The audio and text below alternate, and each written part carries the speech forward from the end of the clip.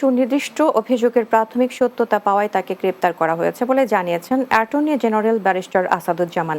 আইনজীবী আলিফ হত্যা সহ সমসাময়িক বিষয় নিয়ে বৃহস্পতিবার চট্টগ্রামে প্রেসক্লাবে সাংবাদিকদের সঙ্গে মতবিনিময়কালে তিনি এ কথা বলেন। অ্যাটর্নি জেনারেল বলেন, তদন্ত সাপেক্ষে চিন্ময় দাসের বিরুদ্ধে ব্যবস্থা নেওয়া হবে। প্রাইমা ফেসি কেস যদি না থাকতো হয়তো পুলিশ তাকে ধরতেন না। বিষয়টি এখনো তদন্তাধীন আছে। অভিযোগ যেহেতু গুরুতর, তদন্ত সাপেক্ষে তার বিষয়ে কথা বলা যাবে। চট্টগ্রামের আইনজীবী সাইফুল ইসলাম আলিফ হত্যা মামলার প্রধান আসামি চন্দন দাসকে গ্রেপ্তার করেছে পুলিশ। বুধবার রাতে ভৈরব বাজার রেলওয়ে স্টেশন থেকে তাকে গ্রেপ্তার করা হয়। গ্রেপ্তারকৃত চন্দন দাস ব্যান্ডেল রোডের সেবক কলোনির মেথরপট্টি এলাকার মৃতধারীর ছেলে।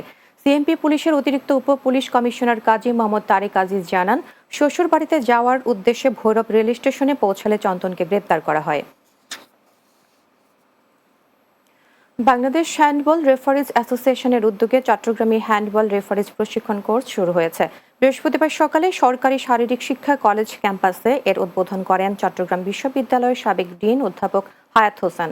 এতে আরও উপস্থিত ছিলেন বাংলাদেশ হ্যান্ডবল ফেডারেশনের সহসভাপতি আনম ওয়াহিদ দুলাল ও সোহেল আহমেদ, গিয়াসউদ্দিন বাবর, মুন্না চৌধুরী সহ আরও অনেকে। 4 দিন ব্যাপী এই কোর্সে সারা দেশ থেকে 70 জন প্রশিক্ষণার্থী প্রশিক্ষণ নেবেন। চট্টগ্রামের সাতকানিয়া উপজেলা প্রশাসন গোল্ড কাপ ফুটবল টুর্নামেন্টের উদ্বোধনী অনুষ্ঠান সম্পন্ন হয়েছে। বুধবার রাতে উপজেলা প্রশাসন ও ক্রীড়া সংস্থার আয়োজনে অনুষ্ঠানে সভাপতিত্ব করেন সাতকানিয়া উপজেলা নির্বাহী অফিসার মিল্টন বিশ্বাস। আগামী 16 ডিসেম্বর ফাইনাল খেলার মধ্য দিয়ে এই টুর্নামেন্ট শেষ হবে।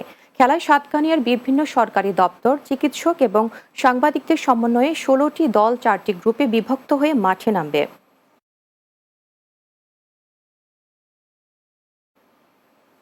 রাতের বাংলায় নিচ্ছি আবারও বিরতি, সঙ্গে থাকুন। সবই হবে বাসায় বসে। আইডিএলসি আমার ফাইন্যান্স